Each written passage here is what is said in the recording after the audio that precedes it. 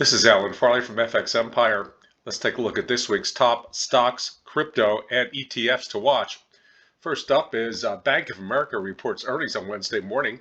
The stock, you can't see it from this monthly chart, but it's sold off in sympathy with JP Morgan Chase on Friday after Chase reported light revenues for the quarter. Now you can see what's at stake in the long-term chart. Bank of America cleared the 786 retracement of this massive sell-off in 2007 to 2009. It's finally cleared that 786 retracement, targeting a test right up here at the 2006 high. Now, I think that's still going to happen regardless of what happens this quarter. Now, if you look up a little bit close, you can see where it's sold off right here. If we get another down day on Tuesday, get a little bit closer to this 50-day moving average, I think this might be a real good entry point ahead of earnings. It has been the strongest stock in the group. It's been stronger than JPM and a lot of other money center banks. As you can see, we do have a minor failed breakout over this level, so we might need to extend it a little bit lower down to maybe the mid-40s.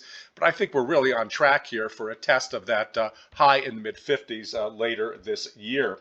Now, Netflix also reports earnings this week, and Netflix is kind of a mess. As you can see, it entered this very big parallel channel all the way back here at the 2020, broke out in October of 2021, came up to almost to the 700 level, reversed, and then failed to break out. See how it tested the breakout or news resistance and just tested it again, and it's just plunged.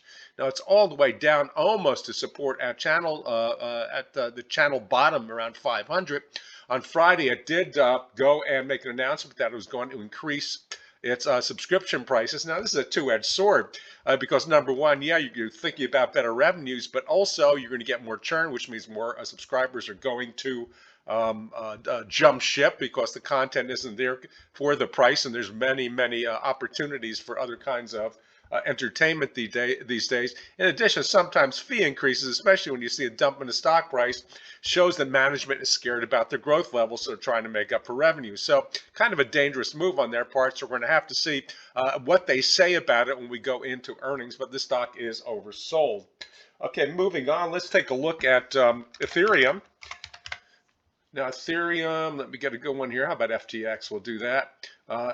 Doesn't look like much here on this daily chart, but if you go back to a weekly chart, it looks a little bit better. As you can see, we have this failed breakout above the May high right here in November. It was up above that to a new high for about 3 weeks, then failed. It's come back down. It's hit the 50-week moving average really for the first time. Get very close here, and as you can note, this is a very good buying spot. So we have to look at this being perhaps a bottoming formation.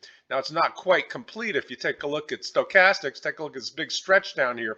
I just drew this line because it's a possible support line. But if we get a crossover anywhere in here and start to turn up, I think that's a pretty good intermediate buy signal for a rally up to at least to this sort of line of descending highs. So that could be about the 37 or 3800 level. Next up is the retail ETF, which is ZERT. Now, ZERT, as you can see, had a very big 2020 and 2021, but it topped out in January, about a year ago, came back up to that high in June, came back up to that high in November, broke out, failed to break out about 3 weeks later.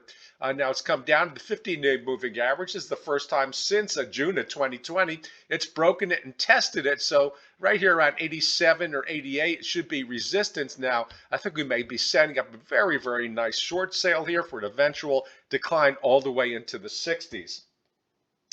Okay, finally, let's take a look at Procter and Gamble. Now, Procter and Gamble, a Dow component, is always considered a sleepy mover, but high dividend paying stocks, really every dividend paying stock has been outperforming growth and value so far this year, and Procter and Gamble is no exception. This Dow component came up to about 145 level in November, completed this cute little cup and handle pattern in November. No, okay, so this is a year-long pattern. That's November 2020.